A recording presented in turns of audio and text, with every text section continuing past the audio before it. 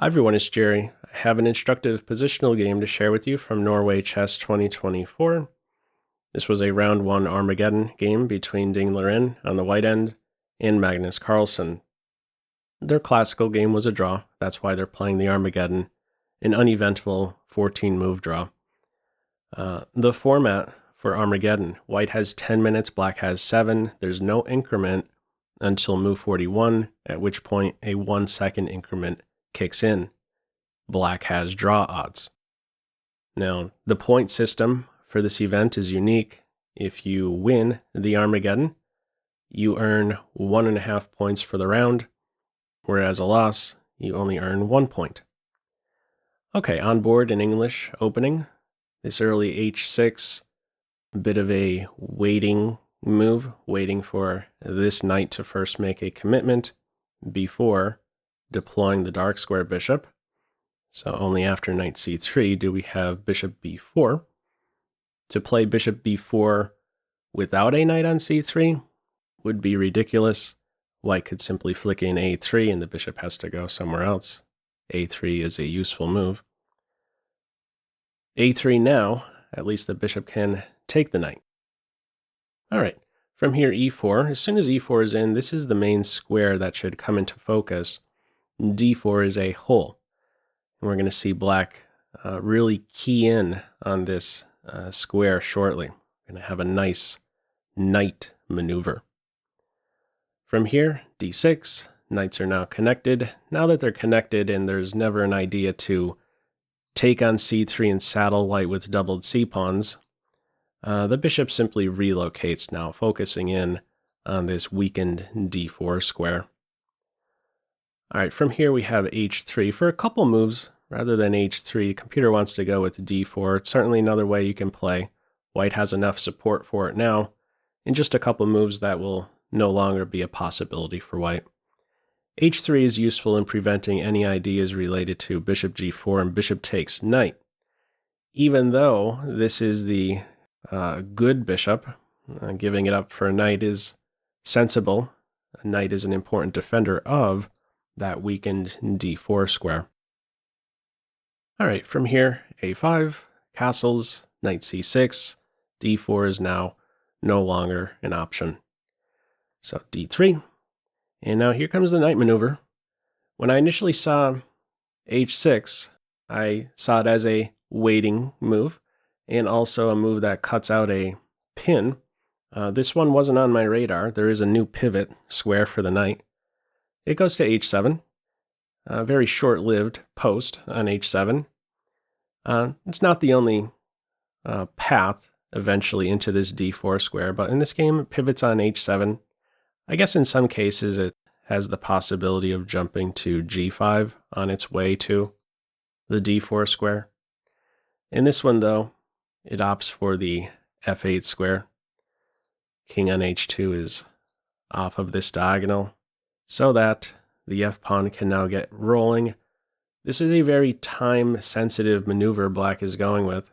Keep in mind, if white is on move here, white will be able to play f5 and stop the knight from getting into that d4 square.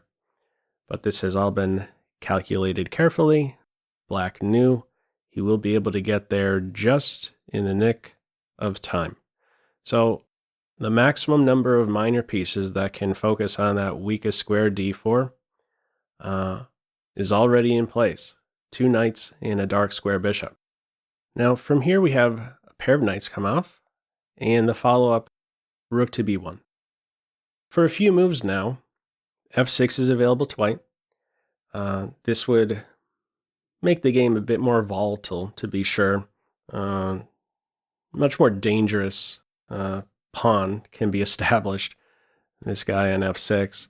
If f6 is played, the response here would be g6, ensuring the file doesn't open up. This pawn has, the f-pawn now has some more depth to it. Why doesn't white try and establish a pawn on rank 6 like this? Well, the drawbacks here, e6 is no longer under control, and black has a couple of minor pieces that can now pivot there. So it's not all positive, trying to get a pawn on rank 6 here. stays put in this game on f5. Rook b1 is prepping an eventual b4 pawn break. Black is there first with the break on the queenside though. b5. And now we have queen g4. Got to do something about g7. In the game, it's king to f8, rook g8 is tactically flawed. Bishop takes h6 would be there, exploiting the pin. So black goes uncastled. This is no longer a possibility. Queen would hang. She gets out of that. Now this is a very serious idea, to be sure.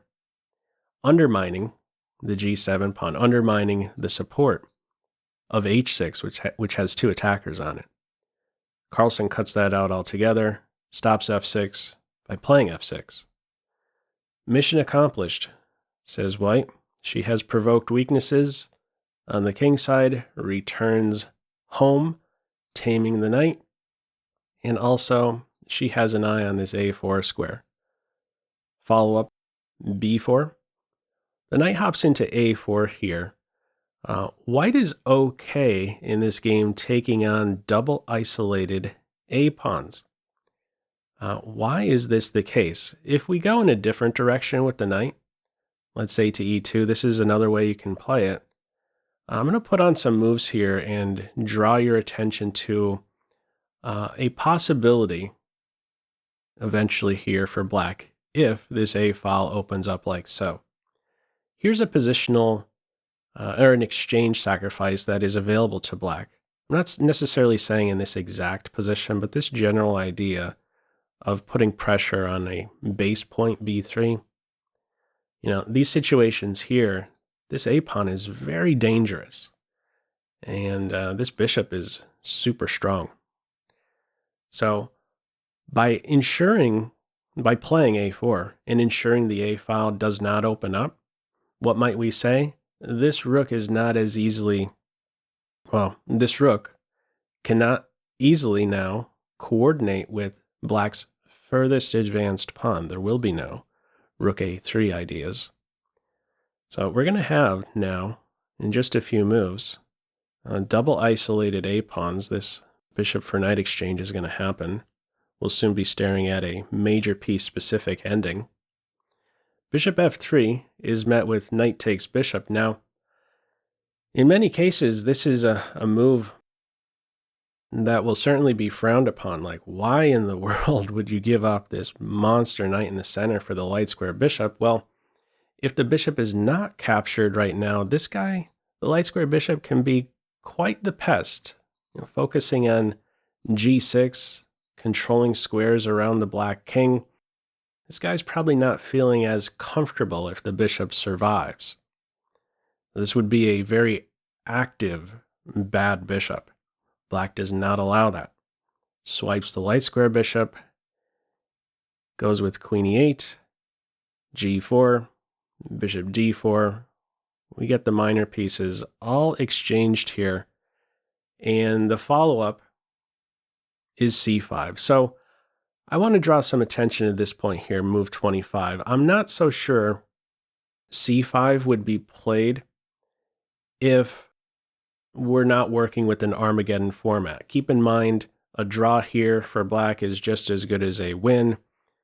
By playing c5, Carlsen is shutting down the queen side, and the attention is now going to turn towards the king side. Now, if this was, just a regular game, a classical game, the better approach here for black would be to put the queen on c6, c5, and then you're just constantly knifing in to the white position. This would really be an optimal post for the black queen, but factoring in the format here as well as the time situation, he goes with c5. Queen side is now locked down. So how do we approach this position here? I'll throw this to you as a pop quiz. What would be your general plan here? How would you continue with your next several moves for each side? Feel free to pause the video. Okay, these next 20 moves or so are going to involve kingwalks for each side. The only good pawn break in the position is g5. The king side is going to open up after g5, and neither king wants to be on that wing. So they're both going to travel towards the queen side. We're going to have a reorganization of the major pieces and then a timely g5 break. The optimal square for the white king is without question going to be b3, preventing any b3 breaks and also securing the a4 pawn, which will free up the queen to go elsewhere. She doesn't want this responsibility. So let's see these maneuvers. First, h4, black king, headed towards the queen side. Let's get this regrouping in. It's not exactly crystal clear, let's say, where the black king belongs, a6 or b6. I'll draw some attention to that a bit later. But for now, let's get these king walks in place. Black, we can note, is preparing for the g5 break. That's really the best you can do. Just wait for the g5 break and we're going to have mass exchanges. Both sets of rooks come off. Queen is now ready to get into a different position as white. And eventually we have the g5 break. Follow up right here with g5. Now, a little attention before g5. This point right here. Why does the king go to a6?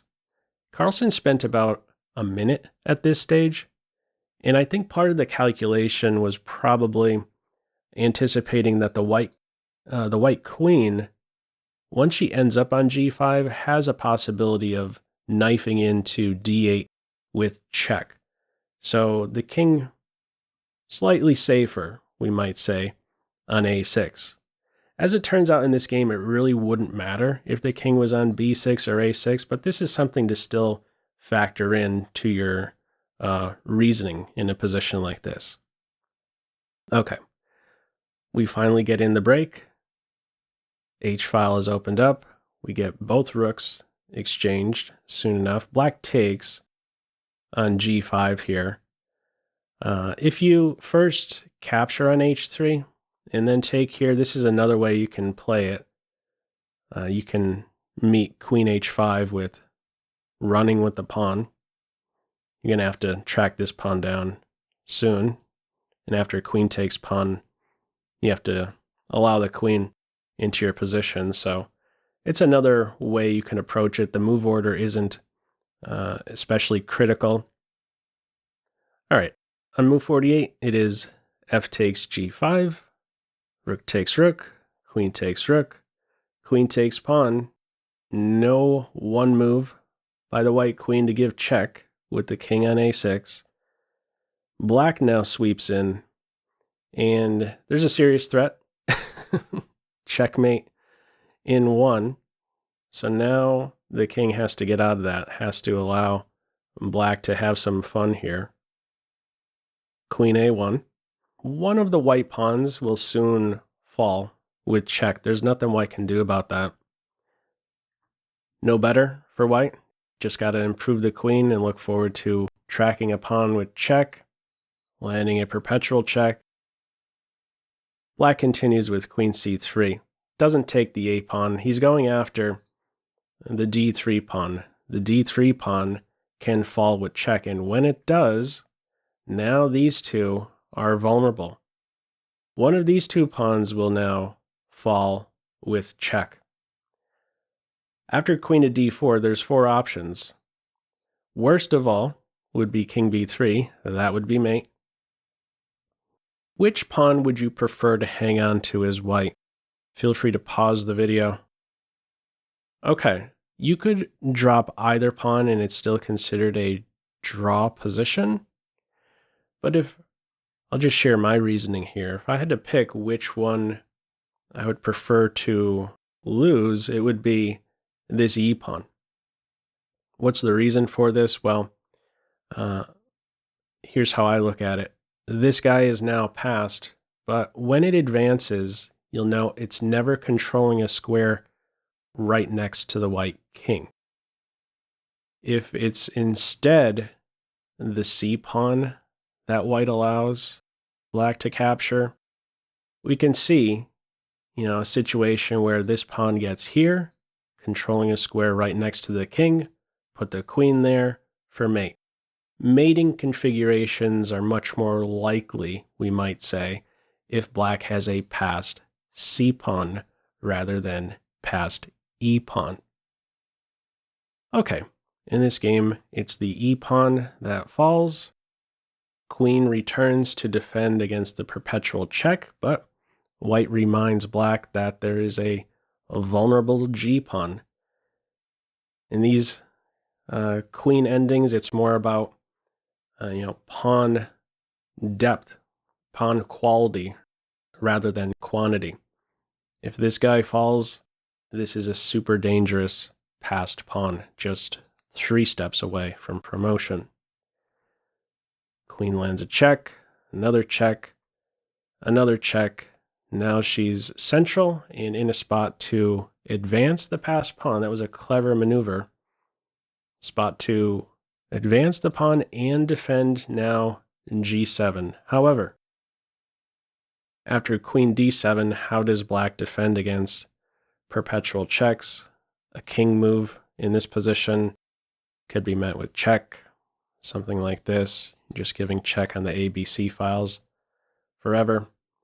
So what's tried here? A check on D3, king B2. There's just no better here. Black cannot defend against a perpetual check and just lands one himself, doesn't go for any more, and wins this Armageddon game because it is a draw. So a peaceful result in this one. A very interesting strategic struggle for this Armageddon game, I would say. What are your thoughts with this one? Anyhow, feel free, as usual, to leave any feedback to this video in the comment section below. I hope you enjoyed it and maybe took a thing or two away. That's all for now. Take care.